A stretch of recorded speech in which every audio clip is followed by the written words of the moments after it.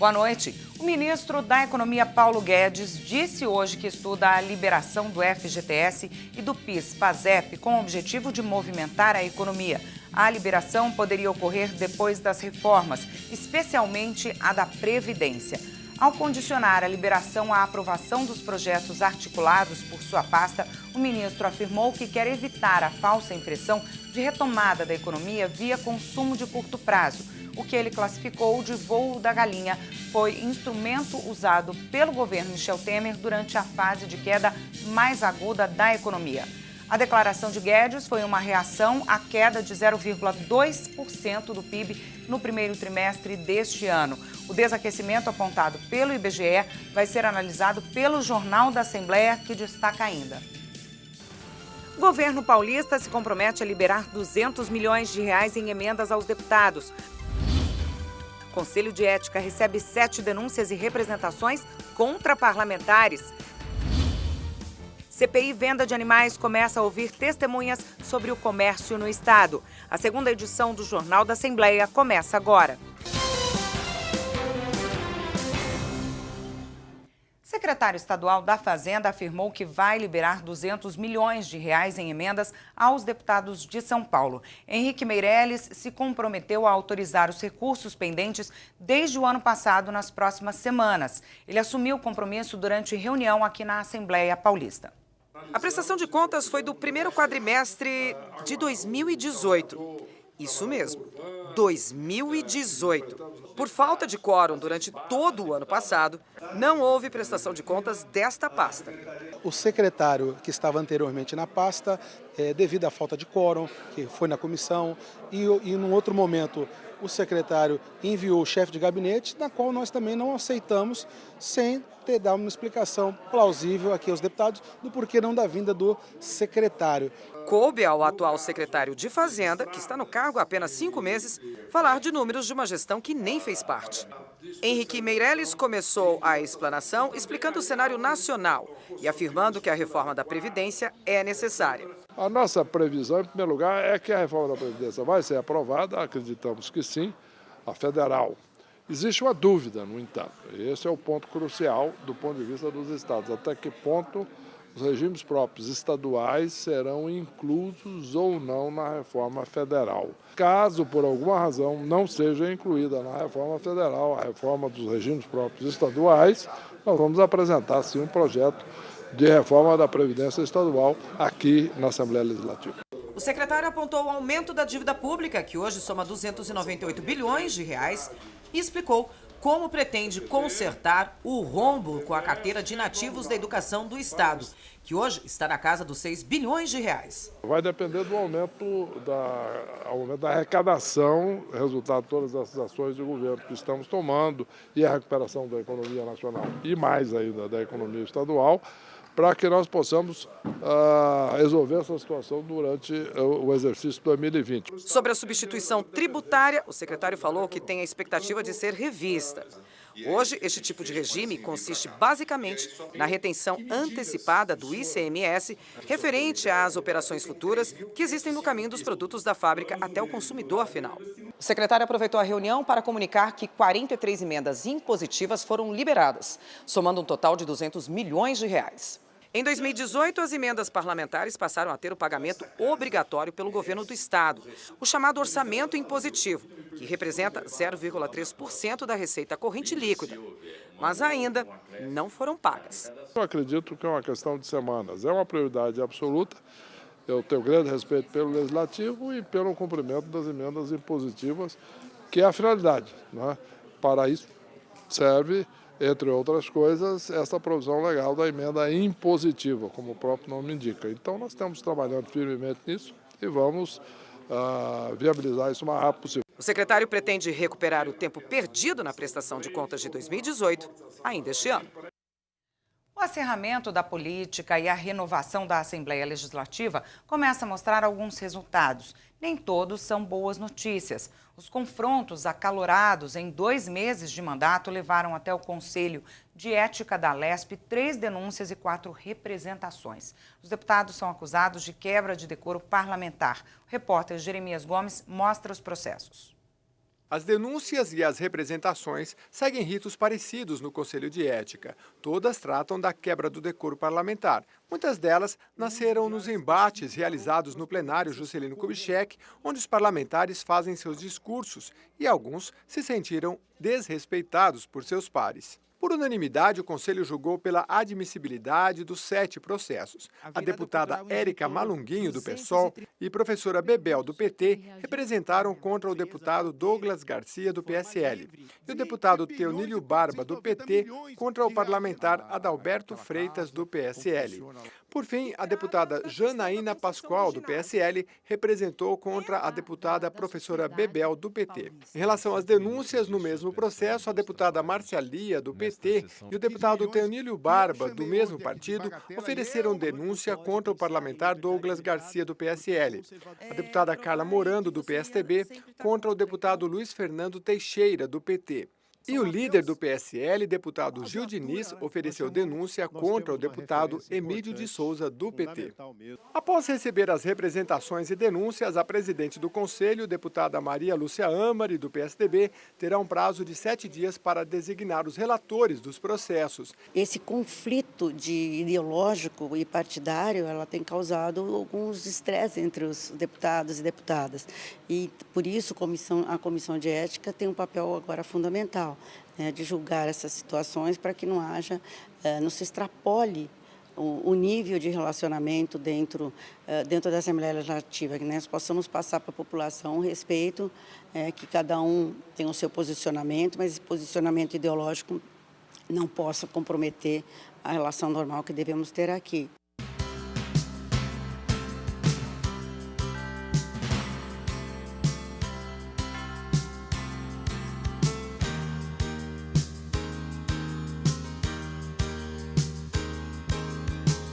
CPI sobre venda de animais quer fazer diligências em pontos de venda e criação. A comissão articula representações para a investigação em todo o estado de São Paulo, além de traçar um mapa da situação do abandono, que no país chega a mais de 30 milhões de cães e gatos. A CPI ouve entidades envolvidas na proteção animal a fim de elaborar medidas de longo prazo para a comercialização e também a posse. Os parlamentares deliberaram sobre 2 itens. O primeiro, um convite ao vereador Benedito Furtado, do município de Santos, a participar de uma reunião da comissão. O segundo, um requerimento que dá aos membros da comissão poderes de representação da CPI na realização de diligências. Os 2 foram aprovados. Nós estamos recebendo denúncias de criadores que promovem aí violência contra os animais de alguma forma.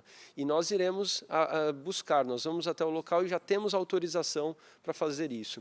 E, ao mesmo tempo, nós fizemos um convite àqueles criadores que se consideram bons, né, que também passem aí, se inscrevam voluntariamente para que recebam visitas da CPI, claro, de uma maneira surpresa, para a gente não, de repente, premiar uma situação que não é verdadeira. Logo depois, os deputados ouviram o depoimento da fundadora da ONG Amparo Animal, a Associação de Mulheres Protetoras dos Animais Rejeitados e Abandonados do Brasil. Ela trouxe um pouco da realidade vivida pelas ONGs e protetores na luta pelos direitos dos animais. Também afirmou que não é favorável ao comércio de animais de forma alguma. No nosso entendimento, vida alguma deveria ser comercializada, porque não nos faz nenhum sentido lucrar com a vida de um ser vivo. Mas, diante do que nós temos de realidade sobre educação, sobre desejo, sobre o consumo desses seres, como eu disse, em relação à raça da moda, em relação a animais que são objetos de desejo. As pessoas não têm noção de que no Brasil existem 30 milhões de cães e gatos abandonados, de que os abrigos estão superlotados, de que isso é um problema, sim, de saúde pública, um problema social que reflete cada vez mais em esferas da sociedade que as pessoas nem imaginam, né? Ou mesmo predação da fauna silvestre, onera os cofres públicos, a sociedade ter que lidar com casos de maus tratos. Então, isso tudo está associado.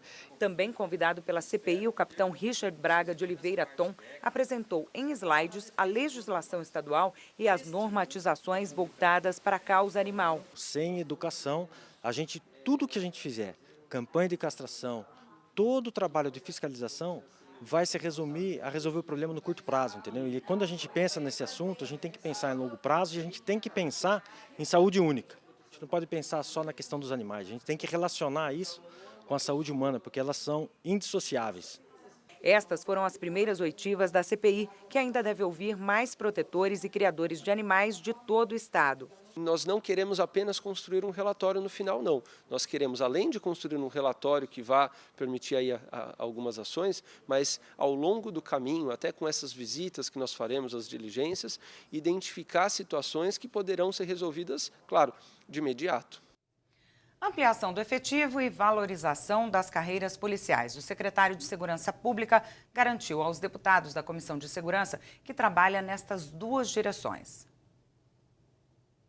Durante 2 horas e meia de audiência, o secretário de Segurança Pública, general João Camilo Pires de Campos, respondeu a praticamente todas as perguntas dos deputados com assento na Comissão de Segurança Pública e Assuntos Penitenciários. A principal demanda, a principal pauta que ficou muito claro é a questão do reajuste salarial aos nossos policiais, militares, civis, aos agentes penitenciários. Nós acreditamos, mas nós queremos saber quando, a partir de quando começa essa recomposição salarial. Isso é muito bom que ele tenha vindo aqui à Comissão de Segurança Pública, ouvido os deputados, respondido aí as perguntas, levou algumas demandas nossas também. É claro que precisa dar um start nisso, precisa nos mostrar a programação.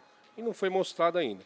Diz ele que hoje a Secretaria da Finanças, Secretaria de Segurança Pública está em estudo para ver quando e como vai começar. E nós estamos aguardando ansiosamente. Eu acredito e espero que até outubro tenha uma sinalização disso e que comece esse ano. Falei para o secretário General Campos, a quem nós temos um grande respeito, da descrença dos nossos policiais em relação a esse compromisso. Mas nós seguiremos nas tratativas, sempre de forma muito respeitosa e cobrando o devido respeito que as polícias de São Paulo merecem por fazer de São Paulo o estado mais seguro do Brasil. Além da reposição dos salários, o secretário também falou sobre a reposição do efetivo, hoje defasado em mais de 20 mil homens entre policiais civis e militares. No caso da PM, ele prometeu formar 10 mil novos soldados até maio de 2021.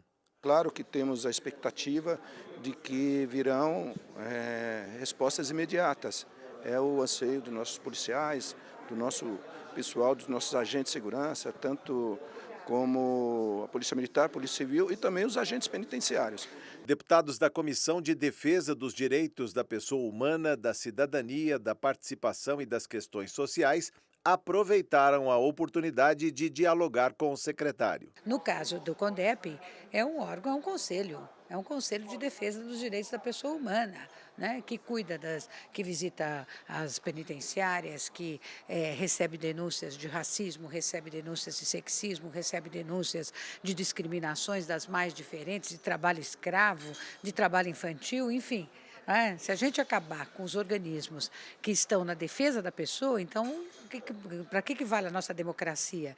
O secretário tem planos de manter a excelência da Polícia Paulista e os bons indicadores, com infraestrutura e inteligência policial. E os problemas que surgiram aqui são aqueles anseios que nós estamos trabalhando já há algum tempo.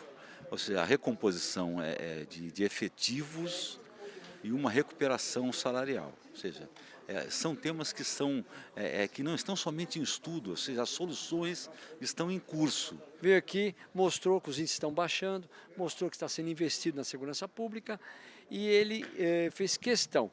Ele não abriu exceção até os últimos que chegaram aqui, sentado e respondendo.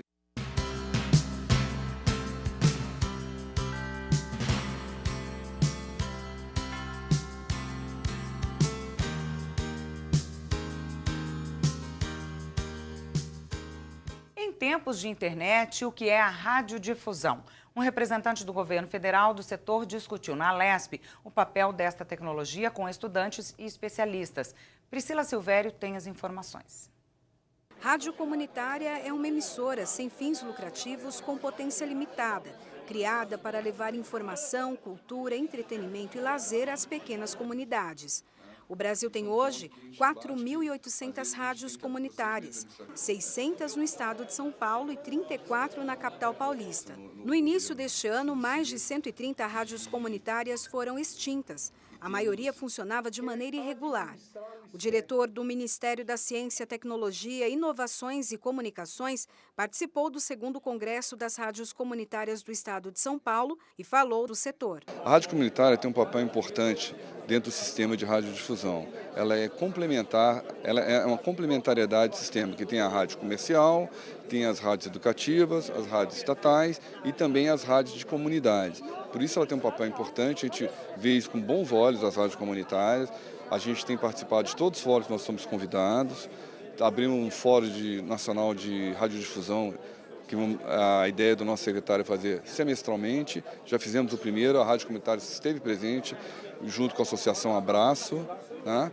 E a gente vê muito importante a participação da Rádio Comunitária. Foram 5 painéis, um deles com o tema Século XXI, os novos horizontes da radiodifusão comunitária, entre a norma, a burocracia e a tecnologia. O especialista em regulamentação de serviços públicos da Anatel São Paulo, Agência Nacional de Telecomunicações, trouxe novidades para o setor. A faixa de FM, ela está no limite, né? Então a Anatel está trabalhando em conjunto com o Ministério da Ciência, Tecnologias, Inovações e Comunicações para aumentar essa faixa e com isso acomodar um número maior de estações de FM, onde vai provavelmente, né, você ter um pouco mais de espaço para as comunitárias também. Além de representantes de rádios comunitárias de todo o estado paulista, também vieram alunos de comunicação da Faculdade Rio Branco. A instituição oferece cursos de capacitação para rádios comunitárias presenciais e à distância e também a criação deste meio de comunicação nos bairros. Pouco a academia hoje tem falado da radiodifusão comunitária, então que é uma realidade bastante próxima, aliás, bem mais próxima da realidade dos nossos alunos do que as rádios, né, maiores, as redes de rádio, enfim. Então eu achei bastante interessante de que eles participassem, né, observassem essa questão do Congresso e todas essas questões tão importantes que estão sendo debatidas. O evento é uma promoção do Fórum Democracia na Comunicação. A ideia do Congresso, todos os nossos congressos, nossos encontros, é fazer um balanço anual de tudo o que está acontecendo, os problemas, e buscar soluções para a sobrevivência dessas emissoras, que são um canal de comunicação direta com as comunidades locais. O evento tem apoio do deputado José Américo, do PT, que é autor do projeto de lei 230 de 2018, que institui o programa de fomento ao serviço de radiodifusão comunitária no estado de São Paulo. Nós temos aí 300 a 400 rádios legalizadas no estado de São Paulo. Isso democratizou a comunicação de uma maneira inaudita, de uma maneira surpreendente. Então, hoje em São Paulo, você tem nos bairros de São Paulo as rádios comunitárias divulgando aquela informação mais chã, mais próxima das pessoas, e no estado também, né? Muitas cidades pequenas e médias que não tinham rádios comerciais passaram a ter uma rádio comunitária, essa rádio comunitária galvaniza a cidade.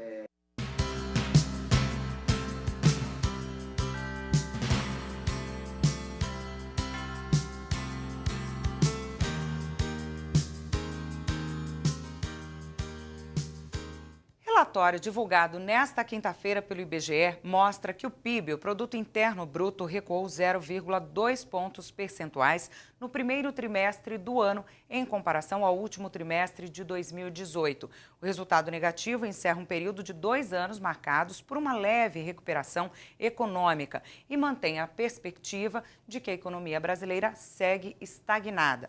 O fraco desempenho econômico do país é refletido no estado mais rico da União. Pesquisa da Fundação SEAD e do DIEESE revelam que o desemprego em São Paulo voltou a subir.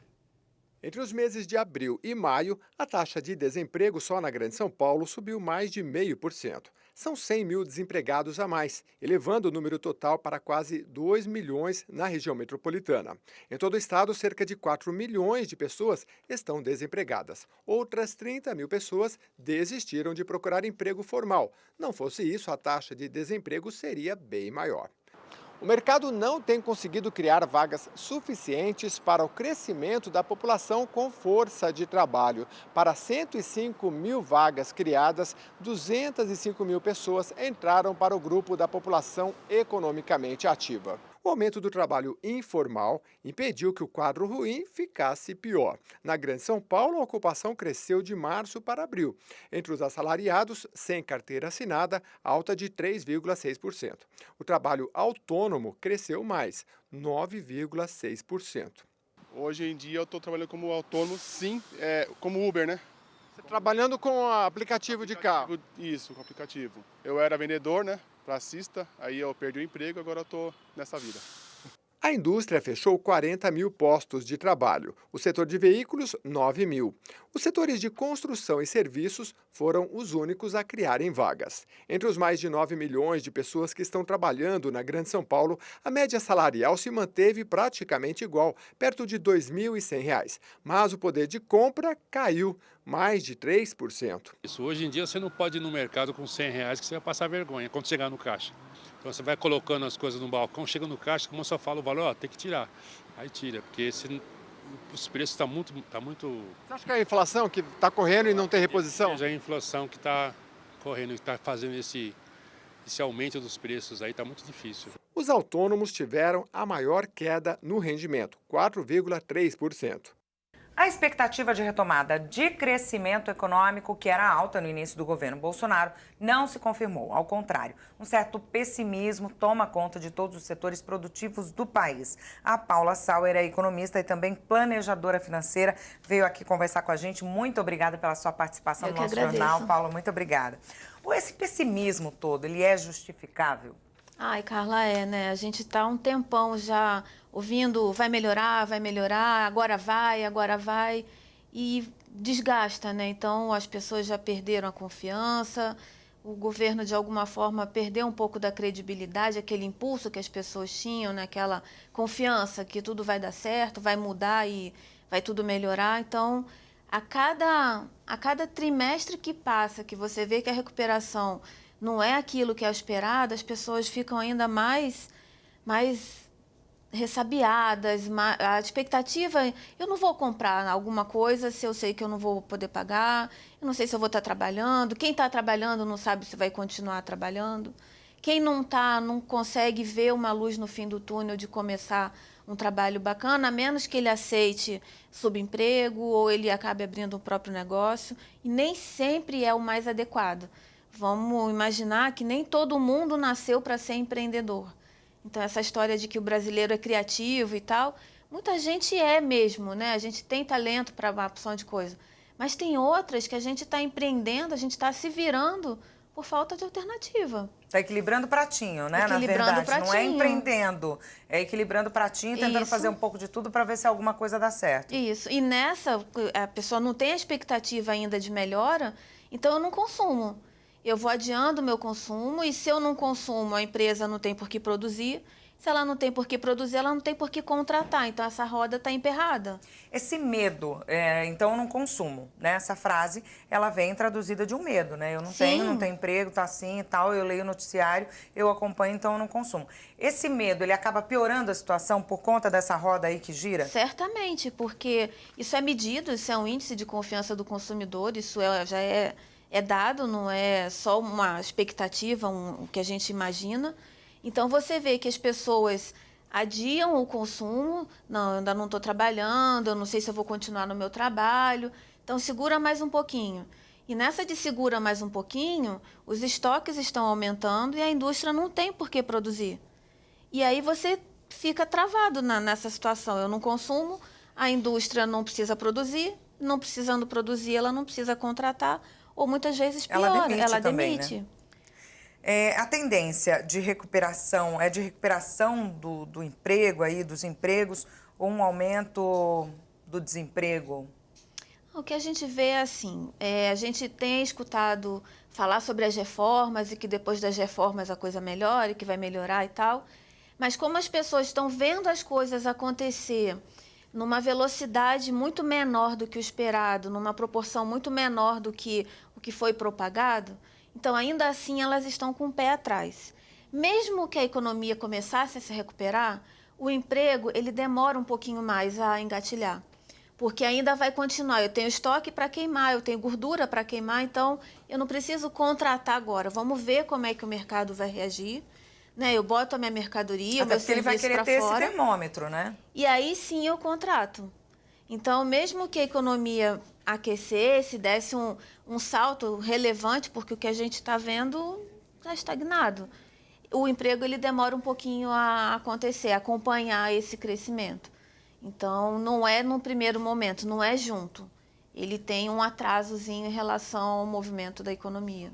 Você falou da reforma, né? Das reformas, né? A reforma trabalhista, promovida no ano passado, ainda no governo Temer, prometia aí uma certa recuperação dos empregos, né? E a gente viu, foi o contrário, foi o crescimento do desemprego, né? O que deu errado, né? Porque a gente vai apostando também em mudanças e a própria população acaba tendo essa expectativa, né? Se estão mexendo em alguma coisa, pode ser que isso seja para melhor e as coisas melhorem. E aí acaba não acontecendo, né? O que está dando errado? Então, na verdade, quando a gente fala da reforma trabalhista, teve um barulho muito grande em relação àquilo, a perda de benefícios e tudo mais, mas ela está relacionada também a uma onda que é mundial, que é da tecnologia, uma mudança no regime de emprego. Só que a gente está num país que vem passando por uma situação mais delicada. Então, o que na verdade, a reforma promoveu, que a gente consegue visualizar mais, não que eu tenha tido um aumento do desemprego por conta dela, mas a mudança nas relações de trabalho. Então, aquele funcionário que tinha carteira assinada, hoje ele está trabalhando como terceirizado e tem que ficar, porque se ele abrir mão daquele, ele não tem outro. Então, ele tinha um trabalho com carteira assinada, com benefício, ele abriu mão daquilo e está trabalhando muitas vezes como pessoa jurídica, como autônomo, ou mesmo sem vínculo, mas para garantir, eu não tenho emprego, mas eu tenho trabalho. Está entrando, de alguma forma? De alguma forma, não é o adequado, né? Existem muitas pessoas que estão trabalhando menos de 40 horas semanais, e isso não é o suficiente para você colocar a comida na mesa, vamos pensar assim, né? Não é fácil você diminuir o padrão de vida. Então, por isso, a gente está acompanhando, junto a todo esse cenário de insegurança e desemprego, a gente está vendo também o crescimento do número de crediários, de contas a crédito, de inadimplência, né? Porque não é da noite para o dia que você muda. Então, olha, eu perdi o emprego, a partir de agora, todo mundo vamos segurar as pontas em casa porque não dá mais. Não é assim, tem uma questão de frustração, de que as coisas podem melhorar e tal. Então, você vai se endividando para manter um padrão de vida que você não consegue ter mais. Então, quando a gente fala de economia, não consegue olhar para um quadradinho só.